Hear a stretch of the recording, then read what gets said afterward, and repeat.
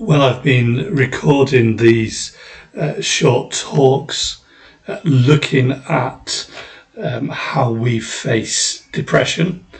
And my aim was to share thoughts, to share things that would hopefully be helpful to anyone who is going through depression themselves, or for those of you seeking to walk with others through depression, and also to help prepare you for the possibility should it be something that you have to face yourself at some point in life.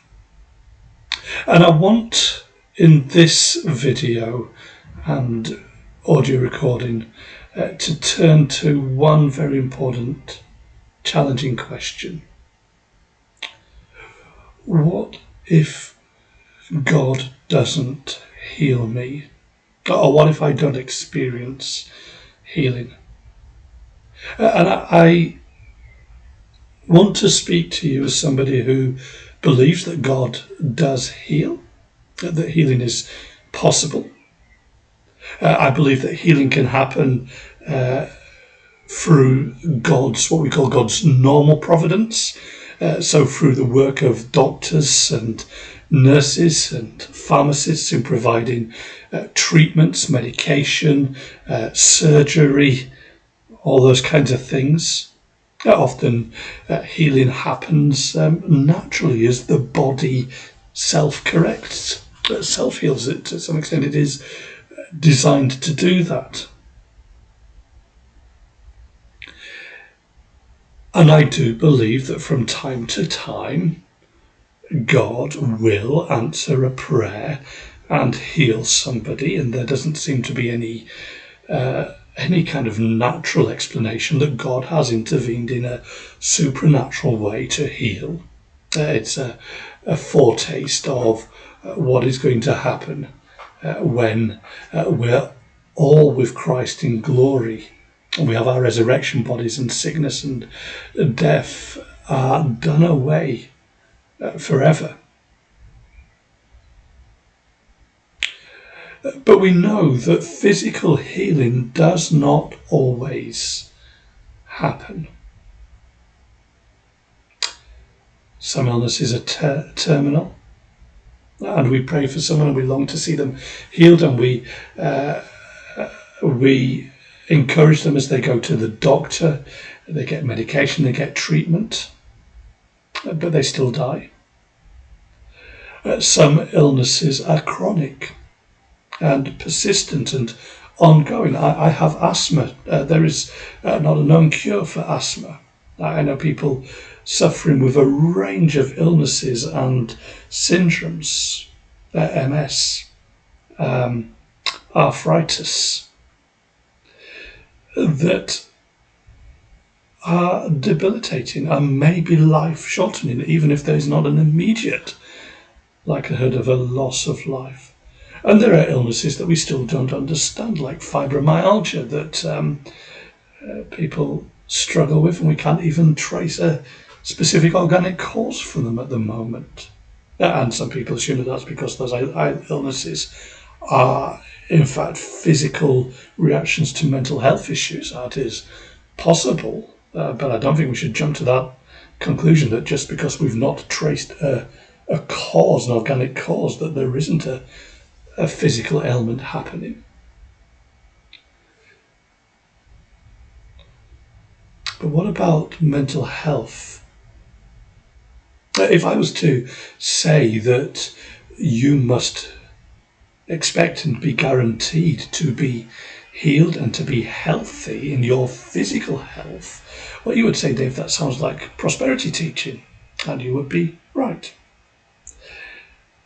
And yet I think we accept that same ideology in our approach to mental health.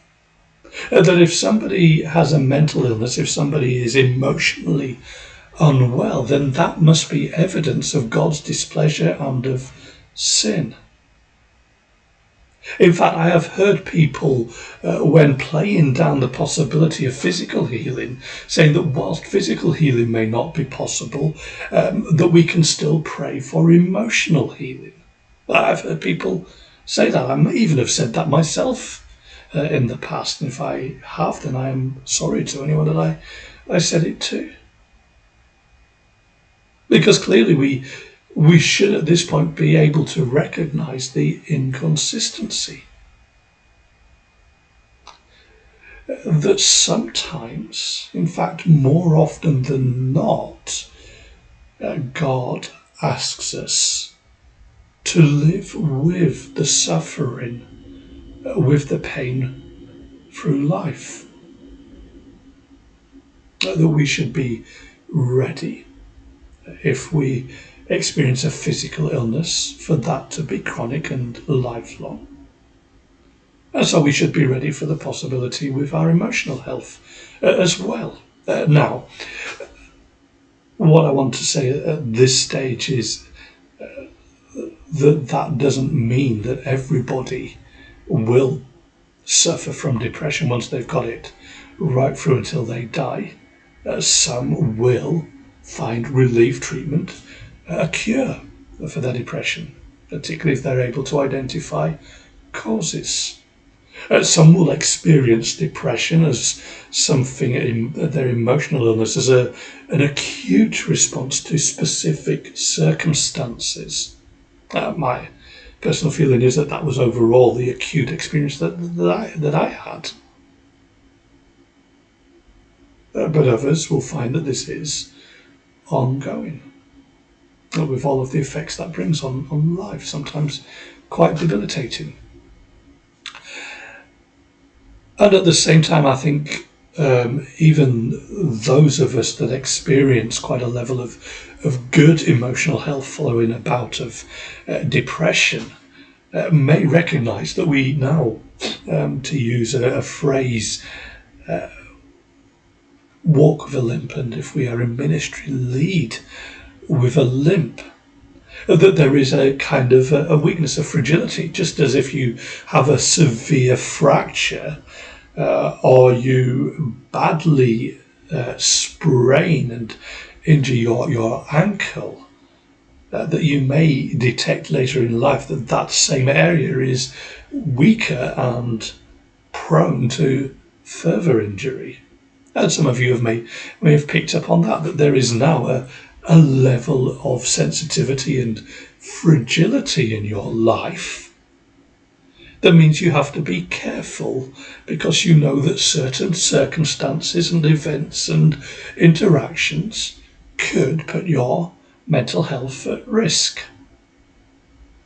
And may even have a positive effect, that what you are likely to find, particularly in pastoral ministry, that experience of past mental health issues, it in fact gives your pastor a greater sensitivity, a greater awareness, both to the circumstances that others are able to empathise, and also a greater care of recognising what might be risky for not just their own health, but for the health of the church, of the body.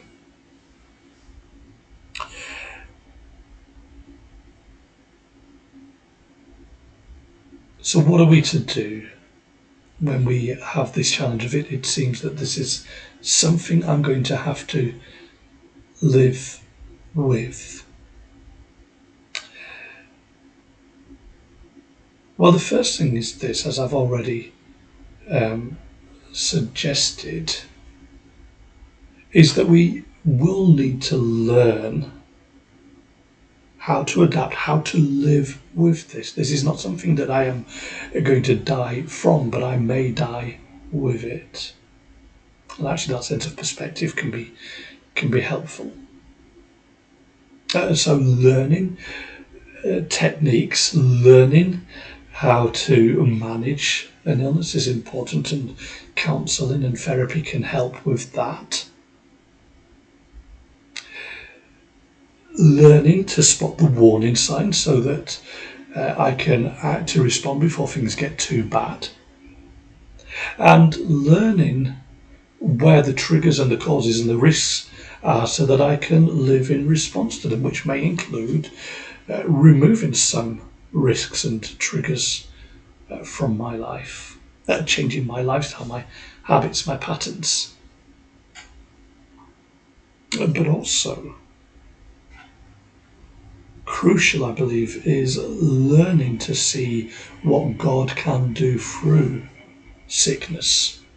And so I find 2 Corinthians 12 so helpful. That's the chapter where Paul describes his vision of the glories of heaven and then how God sends him a thorn in his flesh. It's where the title, part of the reason of why we've got that title of the pastor with a thorn in his side for the book that I've contributed to. Paul is sent a thorn in his flesh. Now, we're not told what that was. It could have been a physical ailment. We know Paul struggled with his eyesight. We also know that he was subject to physical beatings and torture and stonings, and that he was shipwrecked. So he has quite a physical struggle that may have affected his physical health.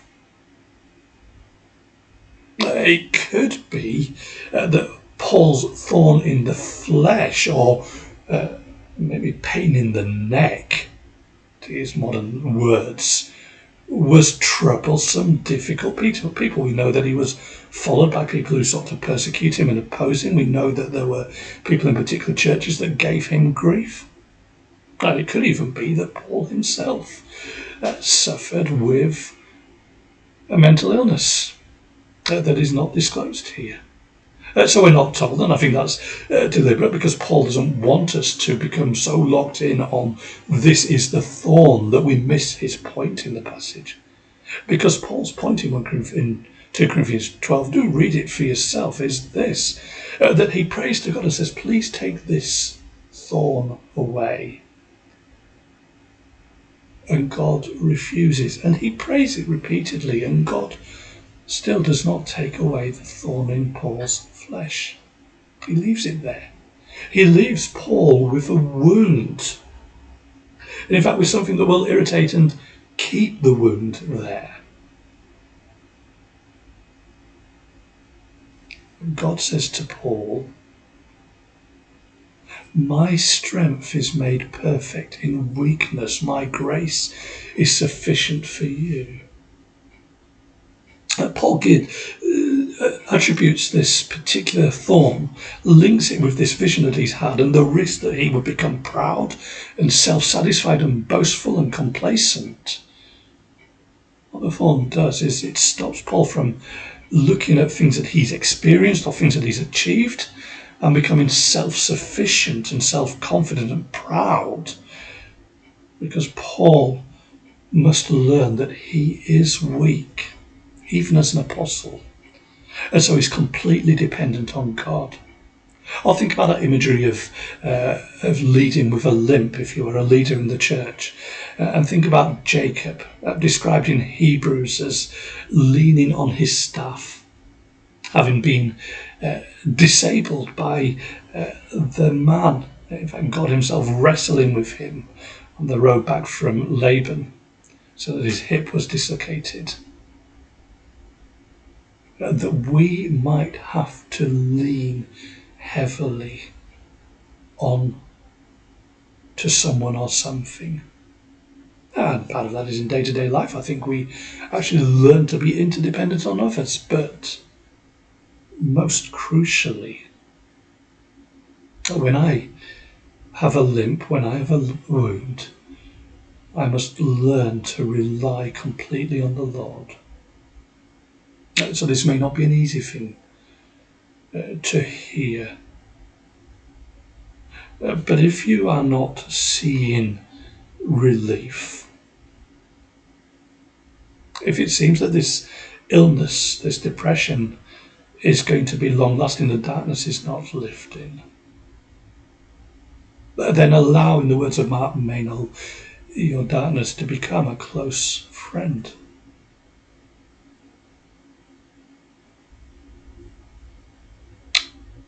That teaches you to cling to Christ, drives you to the foot of the cross, and helps you to learn complete dependence on Him. Find comfort from God, find help along the way, but most of all, know that God is at work in you, through you, and even for you, as well as for his own glory, even in your suffering, even in your weakness, even in your illness. Thank you for watching and listening with me.